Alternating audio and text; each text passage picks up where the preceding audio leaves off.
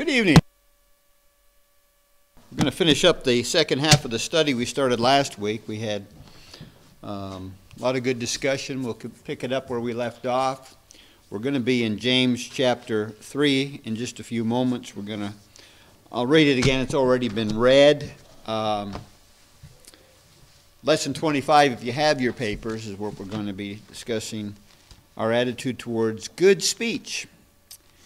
And James chapter 3 is just basically telling us about the dangers, and that's what I'm going to be putting up here. I took about 5-10 minutes and just whatever came to mind, all the things, the dangers of the tongue, and we could probably, there's no doubt we could add to that list with another 30. But before we do that, Mark, would you lead us in opening word of prayer and we'll get into class? Merciful Father, we humble ourselves before you, thanking you, Father, for this day of life, for the measure of help that you've given to each of us that has allowed us to assemble in this place, to set aside the cares of this life for just a moment, to open your word and to study it and meditate upon it. In hopes, Father, that we will be better prepared to serve you in the future than we have in the past. We know, Father, that your word is a lamp unto our feet. We pray, Father, that we will have the wisdom to follow. We will have the courage to serve you faithfully in this life.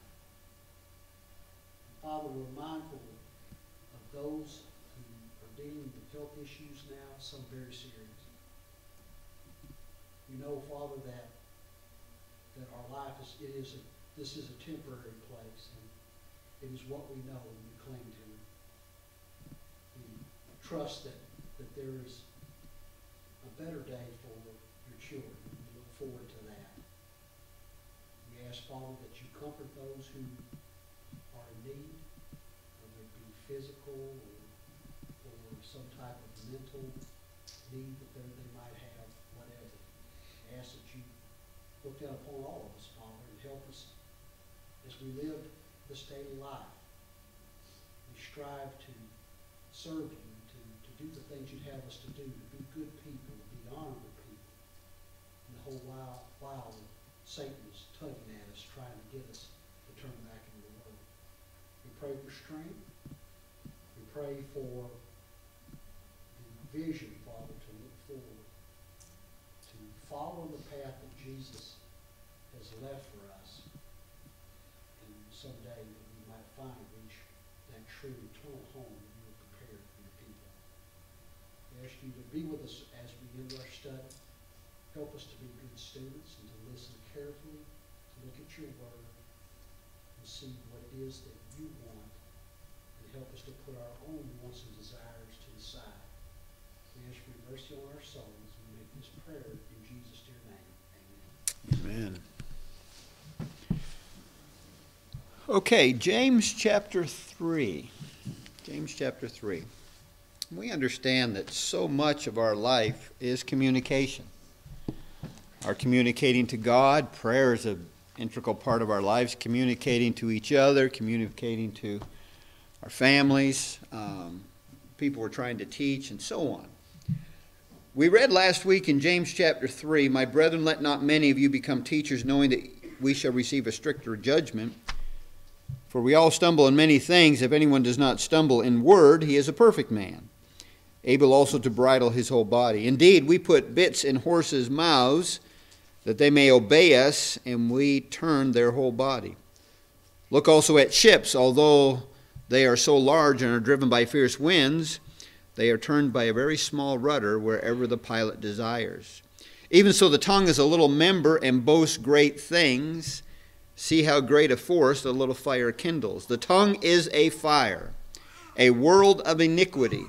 The tongue is so set among our members that it defiles our whole body and sets on fire the course of nature and is set on fire by hell. For every kind of beast and bird and reptile and creature of the sea is tamed and has been tamed by mankind. But no man can tame the tongue. It is unruly evil, full of deadly poison. With it we bless our God and Father, and with it we curse men, who have been made in the similitude of God. Out of the same mouth proceeds blessings and cursings. My brethren, these things ought not to be so. Does a spring send forth water and fresh water and bitter from the same opening? Can a fig tree, my brethren, bear olives, or grapevines bear figs? Thus no spring can yield both salt water and fresh. I mean, it just really talks about the dangers. And I was just sitting around today, how that we can use words in an improper way. Of course, we're talking about good speech, and this is, and this was just in a few minutes, and you guys can probably, no doubt, just add to it. It's just so easy with our tongue, you know, the tongue is a fire, and you know what a little spark will do. And it's amazing how much damage can be done from the tongue, as he talked about in James. What I would like for us to be doing tonight is revisit, because we've had time to even think this past week, is it talked about taming the tongue. And I wanted us to give some more thought to that, interject some other passages of Scripture. But since this is a lesson on the dangers of the tongue and how that we need to have good speech, we need a course. Has everybody here mastered your tongue? So what we want to talk about tonight is, how do we tame it? Okay, how do we tame the tongue? Now I'm just going to go ahead and put that first one on, because we talked about it many times last week. What is the obvious answer to taming the tongue? First thing. What'd you say? Yeah, okay. Don't use it. Okay. Yeah, we really, you know, we always talk about think first, you know. Put your mind in gear. Be slow to speak. Well, that's the obvious one when it comes to wanting to, you know, we're talking about tame the tongue. So let's add to the list. I've got about 13 here. You guys can add to this. I won't write them all down. But we need a plan of action.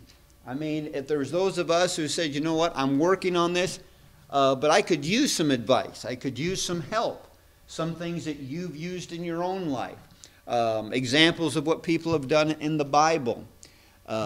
So what's one of the first things? I shouldn't say first things. Let's add to the list. What do you do to tame the tongue? James. You add consequences. Oh, I like that one. I've got it on my list because, you know, I guess this one's going to cover a lot of the things. But I think instead of writing consequences, I'm going to put results. All right? If we have to think about the ramifications, and I'm not writing that down either. What are the ramifications of you actually speaking improperly? See, if you don't think about the consequences. Now, when we're talking about consequences, I actually listed two different kinds. What are the two different kinds of consequences come to mind? James?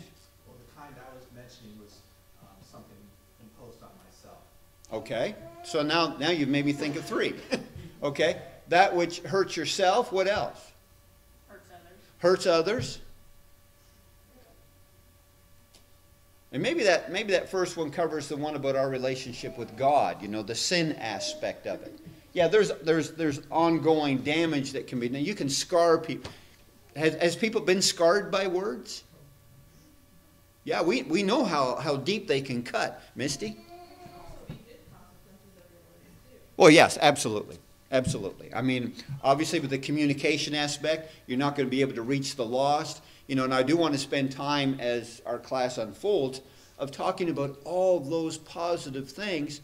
And I think that's what's going to help us, again, tame the tongue, is think about, as Misty, if I'm going to use that point, is thinking about the good that you can accomplish by speaking. You know, don't take that lightly. Don't treat it lightly. Thinking about the good things that you can accomplish with speech. What's another thing that's going to help you tame? Well, the one that I want to talk about for a moment, and I can think of a lot of examples in the Bible, learn to control your emotions. And did I spell that one wrong? Now, why is that important? Nancy? A lot of times, like if you're really angry, you just spat off something, you don't even stop to think back. Okay, are we only talking about anger? Excitement, What's that? excited about stuff, kids being, Hey, excited about stuff. Do you ever see anybody get surprised or excited and didn't control their tongue? What do they say? Don't say it. Bad, like a curse word. Well, yeah, possibly that. But how many times have you seen people go, OMG, OMG, you know, and or just OG, you know, taking God's name in vain and just throwing it out there when people are really not thinking about God, and you know, like thank God, you know, well, are you really thanking Him? You know, do you even think about that kind of thing? You know, emotions. Think about how did David's words get him in trouble when Absalom died? By not controlling his emotions. Mark?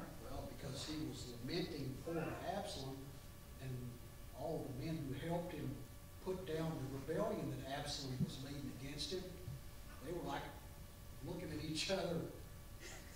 It's the "What's truth. wrong with this right here?" You know, your emotions get the best of you, and you could almost talk about, you know, Will might even bring in church discipline. You know, and it gets to the point where now you're being upset with the church. King David, you know, it's like, you know, oh, Absalom, only if I had died and not you. Well, I can understand you going through some hardship here. But what was he conveying to his army?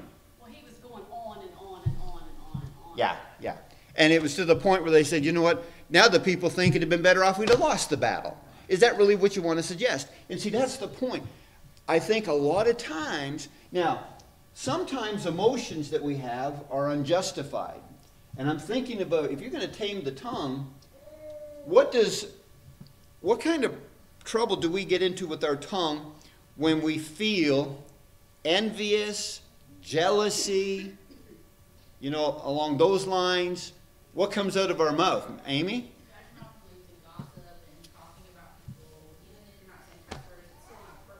That's exactly right. And that gets us again back to all these things, you know, these harsh words, these foolish words, hateful, deceitful, and the list goes on. Yeah, and so we're learning, well, how do I tame the tongue? Well, first of all, you're going to have to make sure you control your emotions. Emotions are not bad. Is it okay to get angry? Is it okay to be sad? Is it okay to be glad? Well, of course. But the problem is when that gets out of control. So what's another tool, guys, that you will use, what we can use to tame the tongue? We need to pray about our speech. Yes, absolutely. The power of prayer. You know, and I'm thinking a lot that, you know, you can have the knowledge. James tells us about praying for what? James 1:5, praying for wisdom, okay? And wisdom is, you know, you take that knowledge and you apply it properly, but a lot of it has to come with, when you picture a wise person, he's saying the right words. You know, like we talked about last week, a word fitly spoken, you know, fitly spoken. And so, yes, prayer is going to be important. Now, how does prayer help you, Jana? Think about that. If you pray about this specifically, you know, here you are, you're praying about the tongue specifically. How does praying about that help you? Anybody help her? How does that help, James? You choose words wisely and know how to. It reminds you. You have it in the forefront. James, what were you going to say?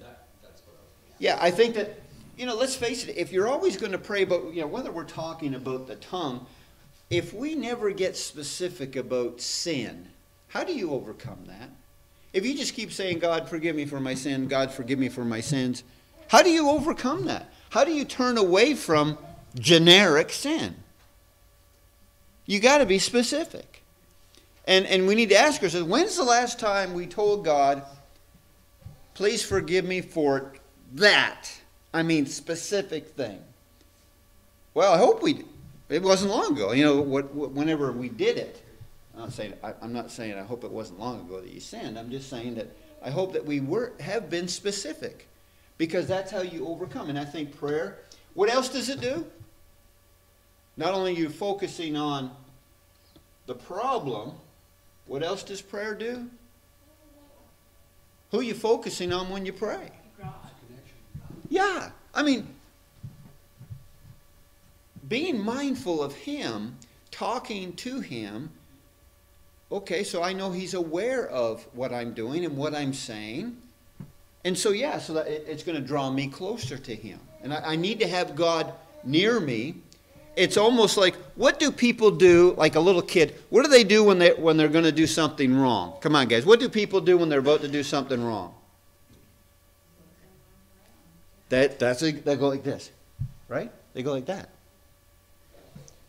You keep God near you, you know He's looking.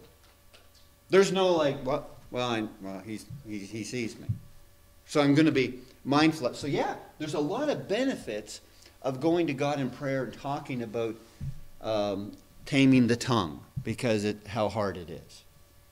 What else, guys? What else?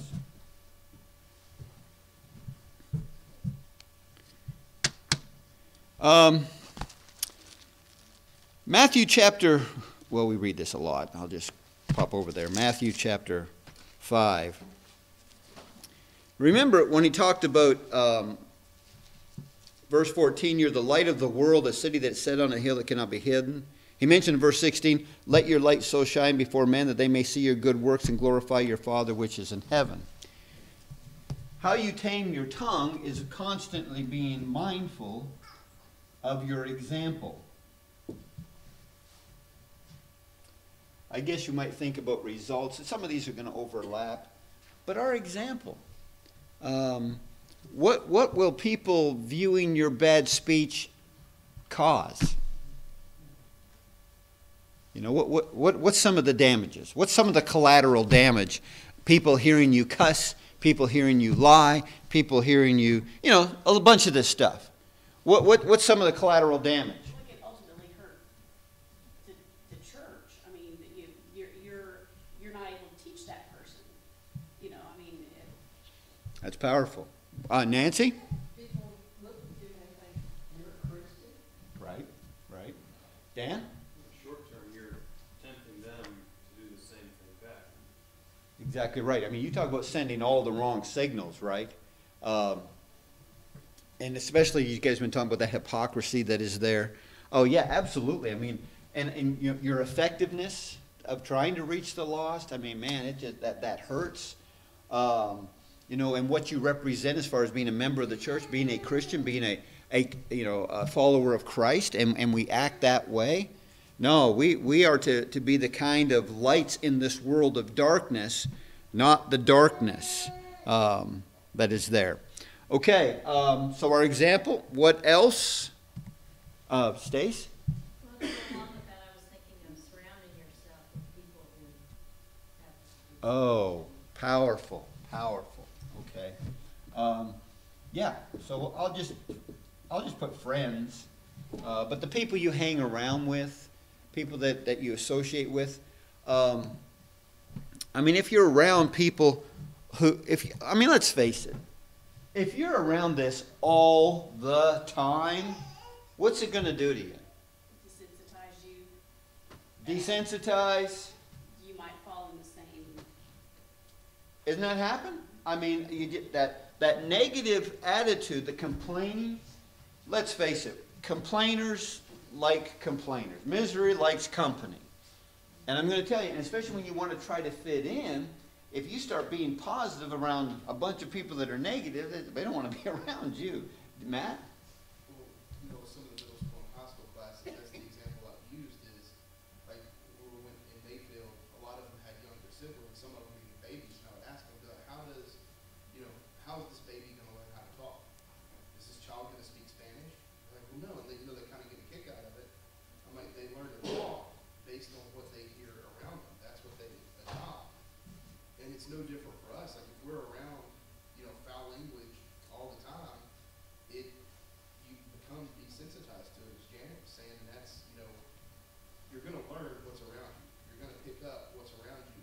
don't even necessarily mean to. It can be an accident, but you're used to hearing that, oh, I stubbed my toe. Well, at work, if that happens, everybody just, shoots off a cuss word, and then all of a sudden you do it, not even realizing that you've done it, and it creeps in and seeps in.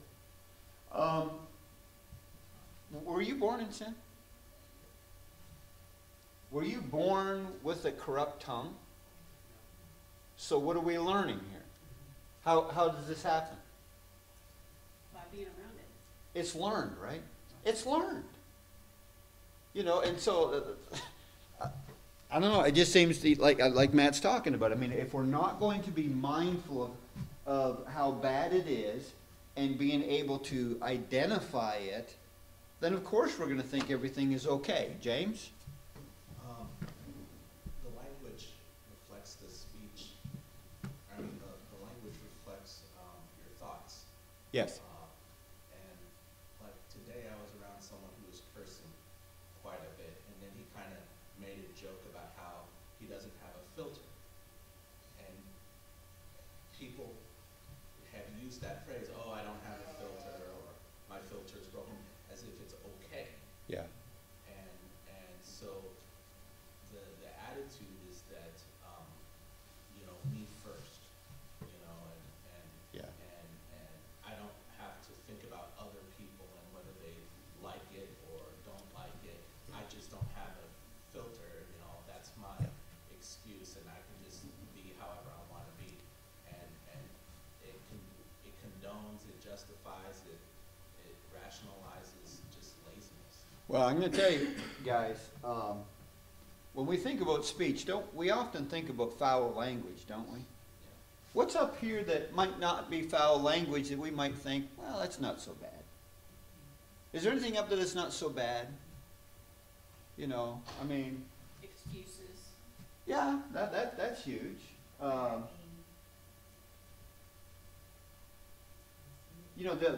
The making fun of somebody, the belittling, it's all in jest, of course. We got to be careful of, bragging on yourself. It's that lack of humility that needs to be there. I just think that there are times when, somebody mentioned gossip a little bit earlier.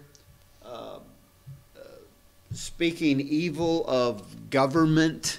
I mean, as we pray for them. I just think it's easy for us to somebody just, you just mentioned that, James. It's easy to justify things that we do. And I think this is what makes it hard to tame the tongue, is when we think, well, it doesn't need taming. It's fine.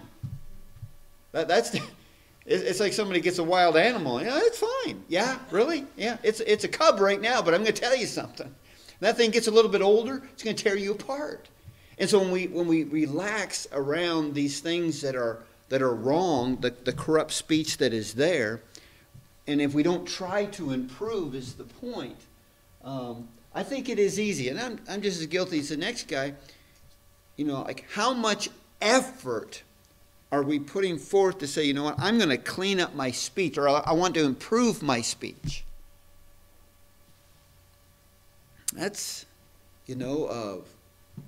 talking about things I shouldn't be talking about. Plain and simple. We just need to be mindful of that. Misty. A lot of times we want things of that as bad or a choice that will look inappropriate. Right. The majority of those things up there, that's not what they are. No. And a lot of times I don't think sometimes we even realize we're guilty of or we're participating in or doing those things because we don't always see it from the recipient or from the other person's point of view. Yeah. And I think that's maybe the danger. I think you're exactly right. Guys, I hope you're still thinking of some other ways that we can tame the tongue. With me, I'm thinking of the habit of speaking nice. I mean, when you get into the habit, it's like when you break a bad habit. It's like when you try to, I like Ephesians. What is Ephesians 4? If this is the solution if you're addicted to something, you want to get off cigarettes. People say, "Man, I wish the Bible was more relevant." Are you kidding me? The Bible's relevant. I mean, it talks about all these things that if you've got an addiction, one of the ways you fix that, he mentions here in Ephesians chapter 4, verse 25, therefore putting away lying, each one speak the truth. So you got a problem with lying? Just tell the truth. Replace that. Then he says in verse 27, nor give place to the devil, verse 28, let him who stole steal no longer, but rather let him labor, working with his hands. So you understand that, at one time you were stealing, but use that time to do something constructive. And so I think that what we need to do is get into the habit. You say, Jack, how can I tame the tongue? Well, spend some time going out of your way. If you're negative all the time, make it a habit of going out and talk about more positive to people. If you're a complainer all the time, just, and when you're talking to somebody that, you have a tendency to talk about them all the time, well, go up and talk nice about them. Compliment them. Nancy. Sometimes I've been traffic because people just drive crazy. And instead of going off or being mad at them, just maybe even say that prayer that God watches over them and the others that are around them, so that maybe they'll slow down, maybe something that won't bad happen.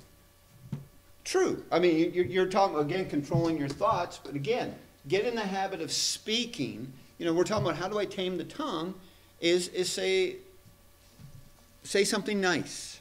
I don't want to make it seem like we as Christians can't get angry, we can't get firm, we can't speak against when somebody's done something wrong, be loud sometimes when we have to say something. You can raise your voice.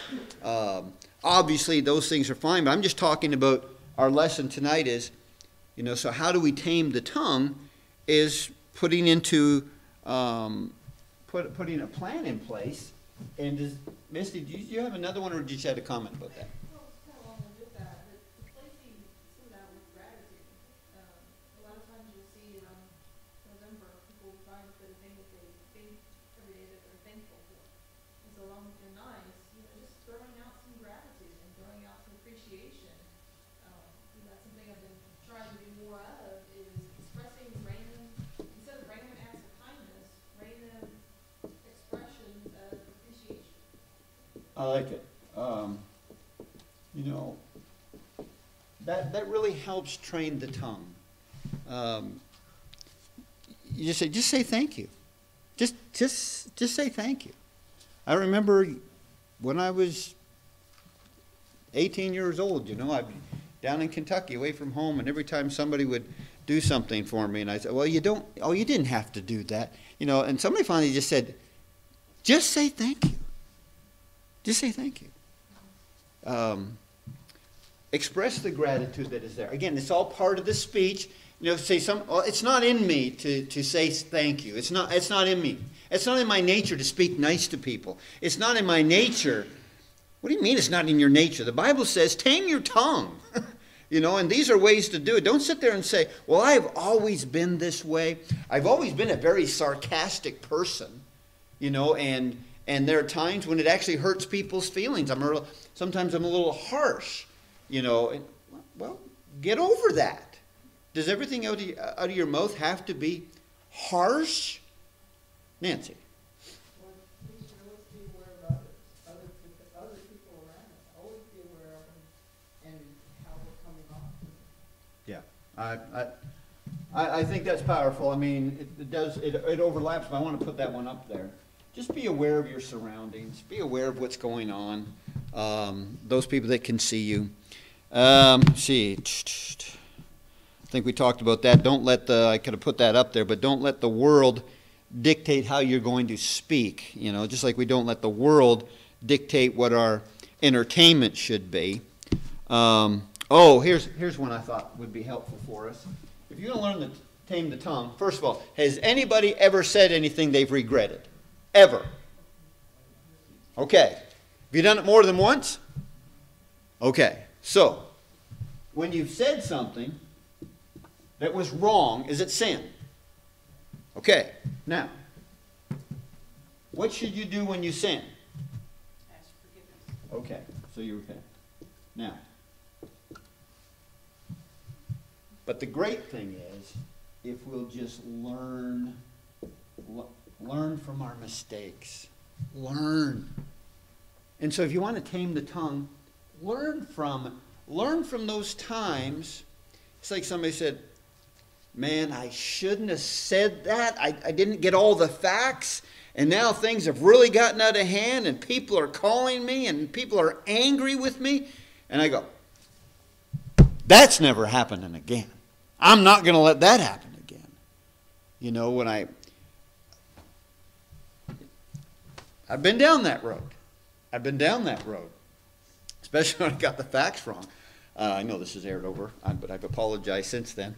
But I remember I was a young preacher, and I was going down. I was living in Canada. I was going down the States, and one of the preachers said, "Where are you going?" I'm going here, here, and there. Oh, well, tell that brother so and so, hello. And this other place, I said, I'm going there. And he goes, no, I don't know him. So when I got there, I said, yeah, brother so and so. I was just with him. He said, oh, really? Yeah. He said, oh, we're really good friends. I go, really? He doesn't know you? Man, he got on that phone, called up there, and by the time I got back to Canada, he's like, why did you tell him I didn't know him? I thought that's what you said. Man, I tell you, it's like, okay, that's it. I'm not doing that again. You know, all I'm saying is if we just learn from our mistakes, we're going to grow. The problem comes when we keep doing the same thing over and over again. What's the definition of insanity? Come on. Exactly. You know, so why would I expect I'm taming my tongue and I've never implemented these things? Trey. And the repentance isn't, I mean, it's, you know, vital that it's toward God, but a lot of the time it has to be toward the person that you've been harsh to. And I can remember it's probably been last year, and I was at the pet center, and I was not very nice to that woman. I just wasn't. And as I was driving home, I was replaying my conversation. I was like, oh, you were really not very nice. And as soon as I got home, I called, and I asked, you know, for that person, I said, you know, I was just in there, and I was very unkind to you, and I'm so sorry. Because I felt horrible, and I thought, she's never going to know that, and I have that opportunity. Even though it was embarrassing, and I hated to do that, I'm sure it left a better impression than having left that way and not having called her. But that was a great lesson, right? I mean, to me, no, seriously, when you hear that positive result, because we've been down that road where a person goes, when you've apologized and they go, that's okay, you know, it happens. But you see how much they appreciated what you did. That's the lesson learned. And also, if I'm going to throw that up, if you're going to learn, when it comes to taming the tongue, can't you learn from others? Can't you learn from others? I've told you guys recently in a sermon about going to Walmart and that guy losing it. You know, you can sit back and go, yikes, I don't want to be like that. Am I ever like that? Can I learn from others? Yeah. Matt? Kind of along these same lines, I think another one is eliminate excuses. I've had you know, at work, I've had customers that come in angry and they'll start cussing me out about the problem with their phone. And then it gets to the point where I have to tell them, look, you do realize I'm trying to help you. Like, I didn't cause this problem. This is just a pure accident, and I'm trying to help you. Like, I don't deserve this, but in their mind, they've come up with an excuse to justify it that, well, I'm the face of it. Like, you know, they put my face with my phone working right. Mm-hmm. You fix phones, you work on phones, so I'm gonna take it out on you. And a lot of times when you have that conversation with them, they'll step back and apologize. But you know, we tend to find, well, I cussed because I dropped something on my foot, or I told this gossip about somebody because somebody gossiped about me years ago. Right. We have a tendency to find excuses, and we have to eliminate them. That's it. And I think that just when we have that general, you know, why would I get in the habit of speaking nice? Well, we are supposed to be a loving people. James, can you turn to Ephesians 5? Ephesians 5. I just want verse 3 and 4 read of Ephesians 5. I'm going to go back over there. I was just there making that point about stealing. Don't steal anymore. And verse 29 was, I'm going to get you to read verse 3 and 4 in a moment from Ephesians 5, but Ephesians 4 verse 29 says, let no corrupt communication proceed out of your mouth, but what is good for necessary edification, that it may impart grace to the hearers. And we're going to talk about that in just a few moments. But I think this is the whole point. I think it's just, you guys, we communicate all the time. And we discussed last week from the Matthew passage, every idle word is going to be judged. We're going to be held accountable for that. This is serious stuff, and we don't want to make light of it. And I think that's part of the this. Maybe we could have put the word in here. Understand the seriousness of the how I can what's going to help me tame the tongue is seeing the seriousness of not doing that. And James, you've got verse 3 and 4 of Ephesians 5. What's it say? But fornication and all uncleanliness or covetousness, let it not even be named among you, as is fitting for saints. Neither filthiness, nor foolish talking, nor coarse jesting, which are not fitting, but rather giving offense. Now, did you notice, guys? You guys have been talking a lot about this. You know, you got to talk about this idea of expressing thankfulness, and that's what he was talking about here. And how that we don't want, you know, what's fitting for us as Christians. It was mentioned, Janet, talking about, you know, here we are, we're members of the church. He says in verse 3, at the latter part of that, it says, let it not even be named among you, as is fitting for the saints. And that goes for what he was about to say with the filthiness, the foolish talking, the coarse jesting. Being rude, being ignorant, speaking dirty that we talked about before. The innuendos that we can do, the insinuations. There's just so many ways that our tongue can get the best of us, which is why we need to give it serious thought. Right? I mean, look at all that we're talking about. You know, it's 2 weeks of going over this stuff. Now, one more that I had, and you guys might be thinking of some others, and that's good if you do. We'll put it up here. Get this out of the way. The 13th one is, and I'm not saying Jesus did this because he was going to lose control. I'm not going to say that about Jesus. But I think a way to tame the tongue, and we talked about it a little bit last week. How does this help? How does taming the tongue by walking away? How does that help? It removes the temptation. It's like fleeing fornication. It's not following you, and it's not, sometimes it is when you're walking away from that. Right, right. But there is truth to that. I mean, when you get into those situations that we're talking about, you know, emotions get the best of us. I just got to settle down. And there's a lot of wisdom to that. I just think that there are situations that you know that are going to add fuel to the fire. And one of the best ways is, you know, that confrontation. You know, when you want to be confrontational, watch out, you know. That's it. I'm going to give it to them. I remember years, and this is a long time ago, when I came home and Debbie was crying. And I said, what's going on? And then somebody had called her up, a member, and chewed her out. And I had lost it. And I get in the car, and I'm driving over there, and I'm going over my head, what's going to come out of my mouth? And I get there, and I just shut up. I sit on the couch, and they're going on and on about how much they love Debbie. I mean, they knew why I was there. And she's the nicest lady in the world, and I just laughed without saying anything. It was like, okay, I just got to walk away from this. Don't say anything, because what might come out of here might do more harm than good.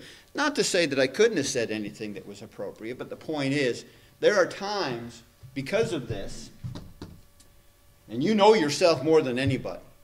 You know, when somebody will say to me, I don't want to talk about right now, I'm not going to say a mate said that, but sometimes, you know, I don't want to talk about right now. You know, okay, but there will be a time. What are you going to say, Misty? Sometimes just walking away, it's more about giving yourself time. Yes. To allow the emotions to settle down, because more often than not, those are the times that you do need to say something. And what you're going to have to say may not be a pleasant conversation either for you or the person you're speaking with. Mm-hmm. It's really hard to have that conversation with your relationship. That's exactly right. That's exactly right.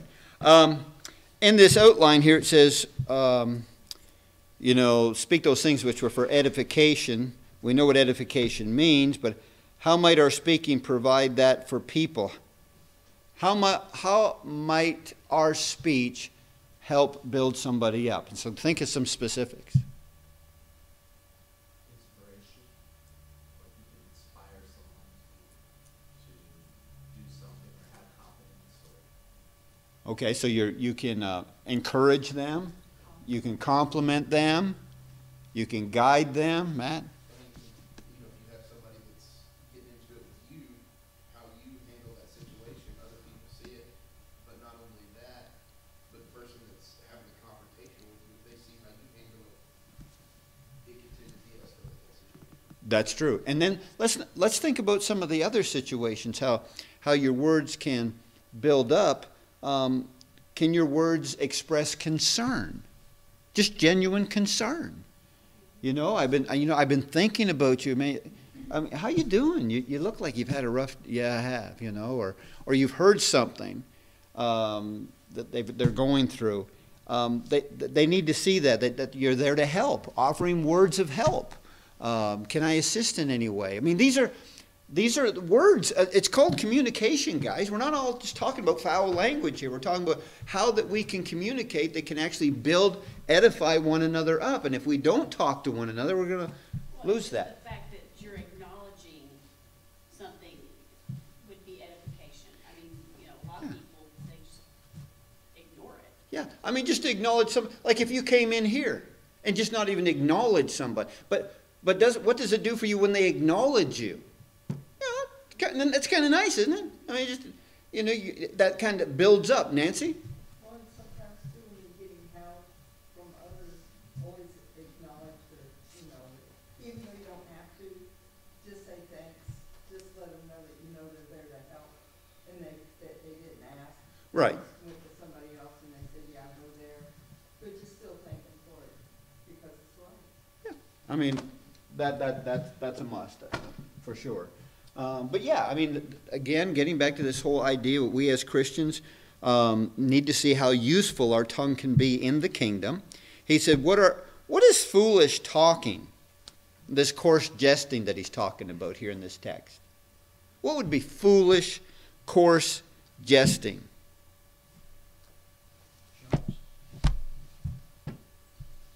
Possibly, yeah. Any examples of what you think? Pardon me? Any comedian. Any comedian? Yeah, yeah. Don't listen to comedians. Misty? I've got a Bible that translates the Greek word. Yeah. Did translate this one, and it translated it because of it as foolish speech. So not so much jokes like comedians Right. sometimes do, but sometimes comedians can go too far. It's the type of speech that shows how foolish a person is. It's true. It's true. I mean, the coarse jesting, too, is just also those things that are corrupt. Okay? We got to, you know, we think in terms of filthiness also. But yeah, you're right about the foolish talking that is there. It's not really, you know, why are you saying this? What are you trying to do here? You ever heard about the guy who's just being the instigator? You know, he's just trying to stir the pot. He's just trying to stir up trouble is what he's trying to do here. You know, you're not being a help to the situation, and you're just throwing stuff in there. And I think that again, what we're learning from all of this is that there's a lot of work to be done, and we don't have to throw our hands up in the air and say, well, there's just nothing I can do about it. James says you can't tame the tongue, no sense of trying. No, for a lot of reasons. Because of the seriousness that you guys started out with, the results, and thinking about the good that you can accomplish with your speech. Anyways, thank you guys for your comments. I appreciate that. And next week, last lesson on hospitality.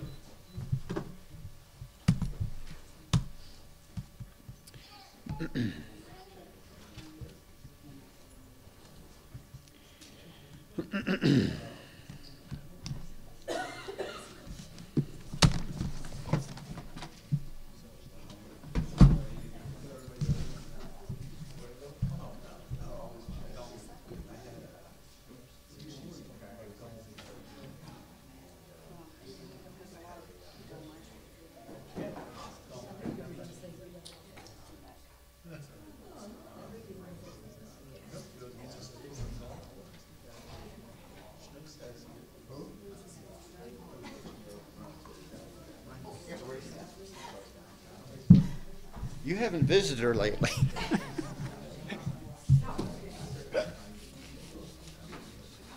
Man, she chewed me.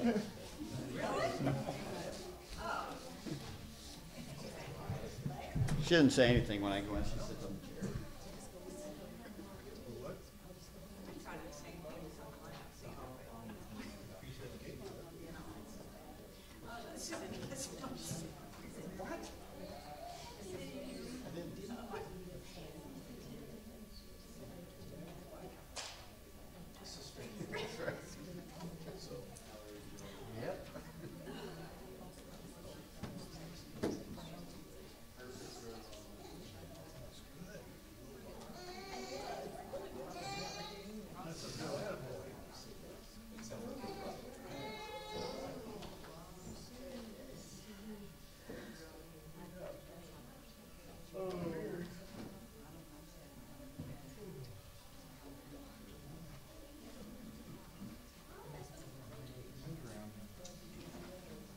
You want to take out your songbooks.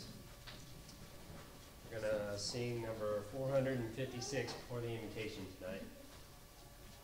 456.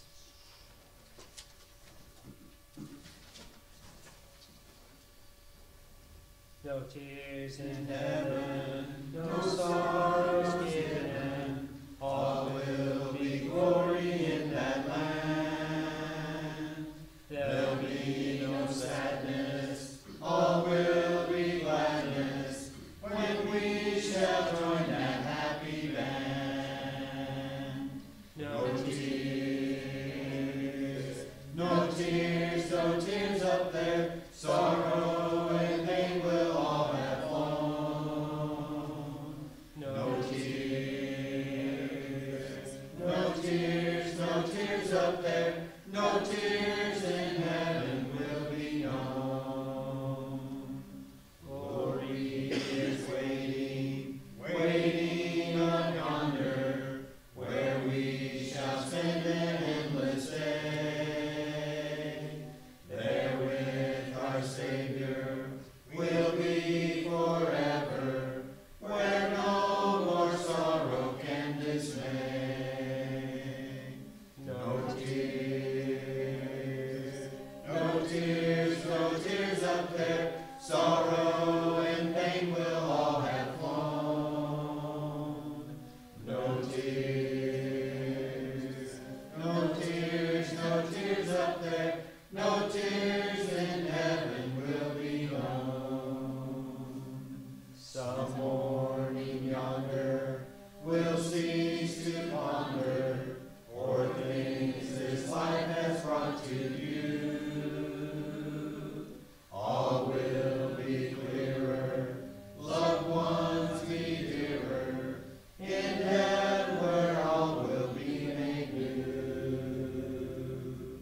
No tears, no tears, no tears up there, sorrow and pain will all have flown.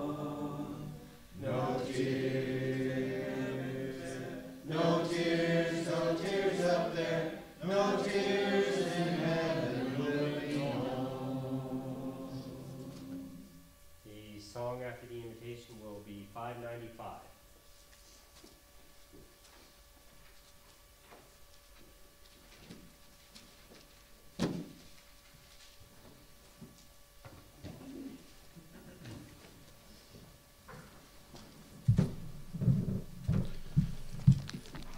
Good to be here this afternoon. Spend a little bit of time studying God's Word and get an opportunity to speak. I had my topic all picked out that I wanted to talk about tonight, but the events that happened a day ago in that high school in Kentucky weighed pretty heavy on my mind. And it happens. And we've been through these types of events, and they are very sobering, very sad. And this last incident, we try to come to terms with what could possess someone to walk into the classroom and with a firearm and start shooting the place up, killing people you know. And I don't know any of the families that were affected by it, impacted by it. But I know this much, that something very, very tragic happened that got into that young man's head. And as a result, he carried out those acts. And the lives of the families impacted will forever be changed in the twinkling of an eye, a moment in time. And, you know, when you think about these things, you go through a lot of different emotions. You want to find out, how does this happen? You want to try to work it out in your mind. Was it a failure on the part of the child's parents? Was it a failure just on the part of the child, that they just, people tried to talk to them, tried to teach them, and they rejected it?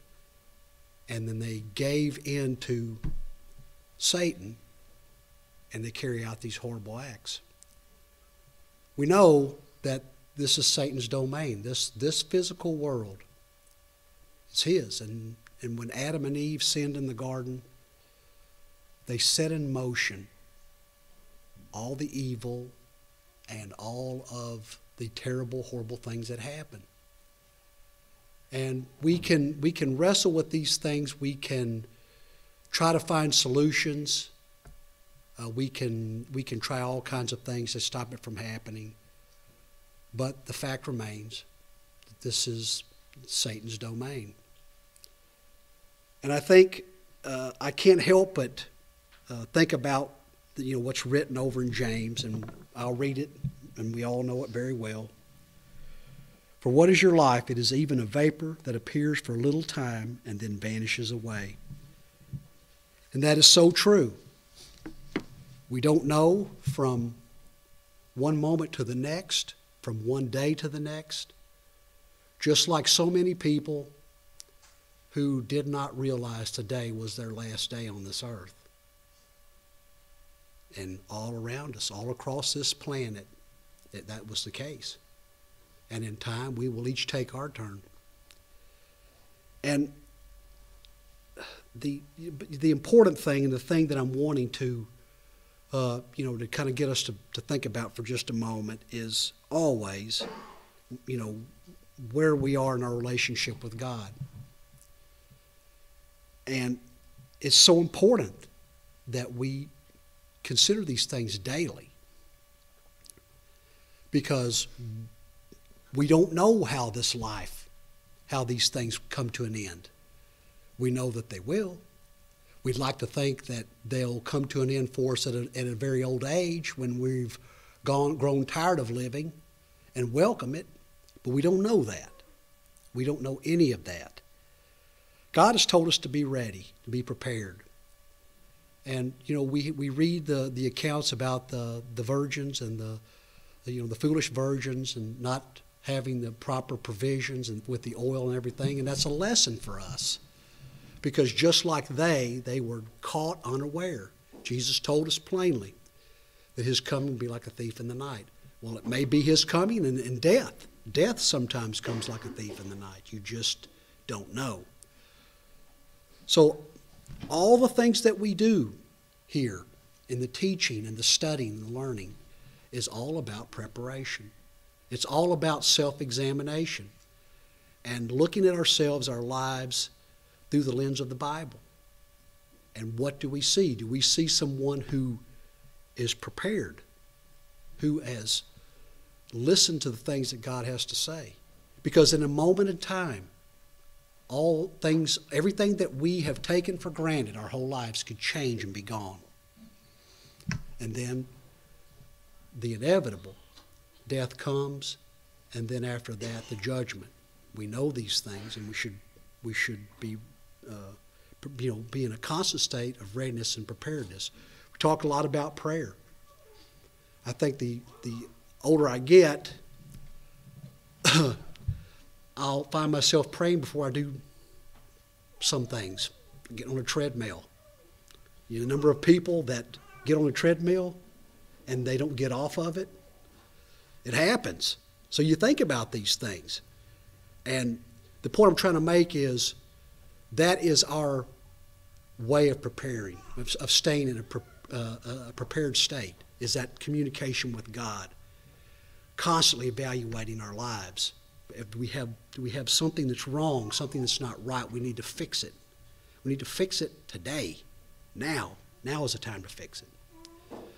So we have this opportunity, this time we've set aside here for at the end of our Bible study. We're going to sing the invitation song here in just a moment. And there might be two things here that could need to be addressed. Whether, you know, I look around, I don't see anybody that, you know, that has not put on Christ baptism, other than some of the younger people. But that doesn't matter. The invitation is extended to people who, you know, who are of an age of accountability, who understand right and wrong, and they know that you know, if they have wrong in their lives, that they know if they've committed sin, then they know that they're accountable for that because they understand wrong. And, you know, we have, the gospel teaches us, you know, the simple things that we need to do to put ourselves, you know, on the track that is going to take us to heaven. Acts 2:38 is a perfect place to go to see that. We read it many times. But simple, those people on that day, they heard the gospel preached for the first time, or at least the first recorded time that we know of. And in the end, Peter said, you know, when they asked him, what should we do? It's a question that needs to be asked. What shall we do? And he said, repent, let every one of you repent and be baptized for the remission of sins. And after you've done that, we put on Christ in baptism, we are in that state of preparedness. And it's up to us after that point, through the avenue of prayer, to maintain that. And maintain it we must. Now, I could be wrong, and you can straighten me out if I am. But I believe we have to be in a sinless state if God's going to save us. When he looks down upon us, if he sees sin, we're in trouble. So it's something to think about. It's sobering. It should frighten us at the thought of not being prepared.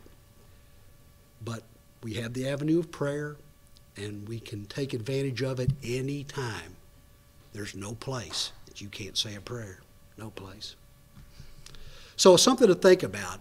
And if we've got things, you know, if we are, those of us who are Christians who have done things maybe in a public way that have brought reproach on the church, let's take care of that publicly.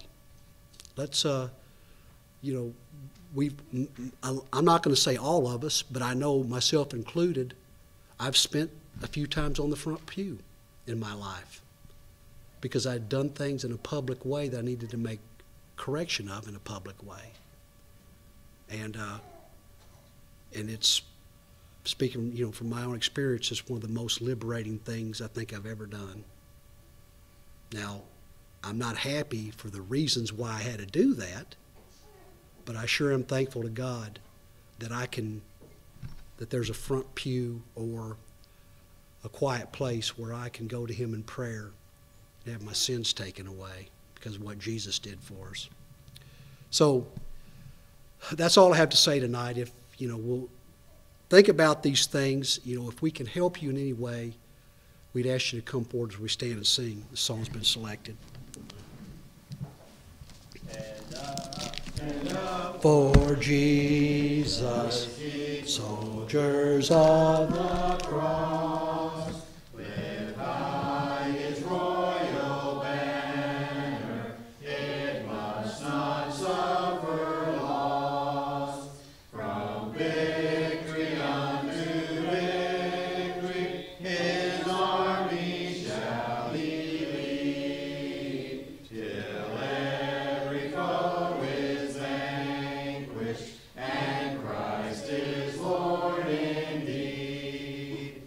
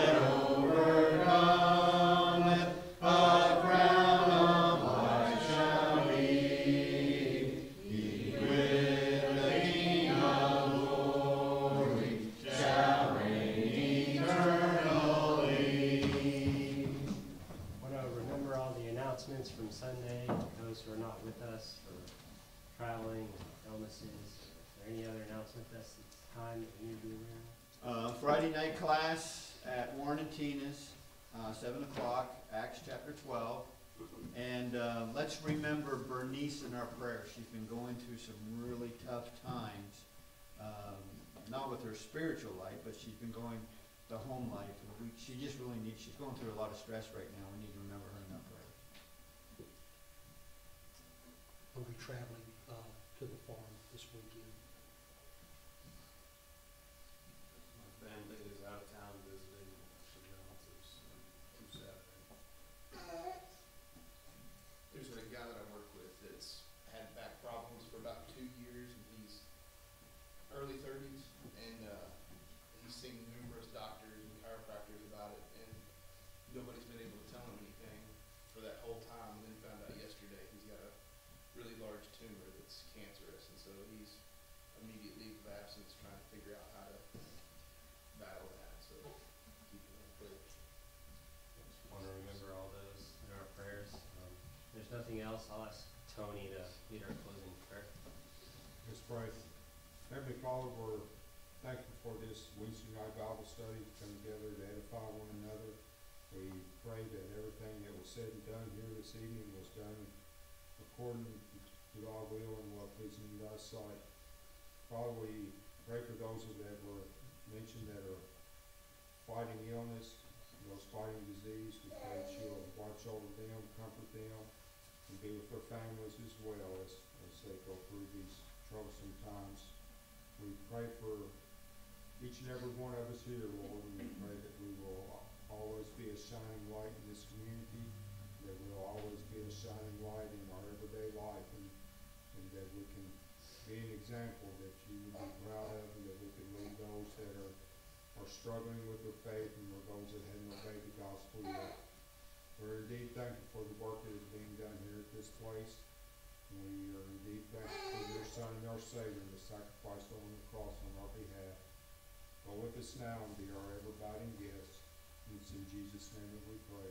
Amen.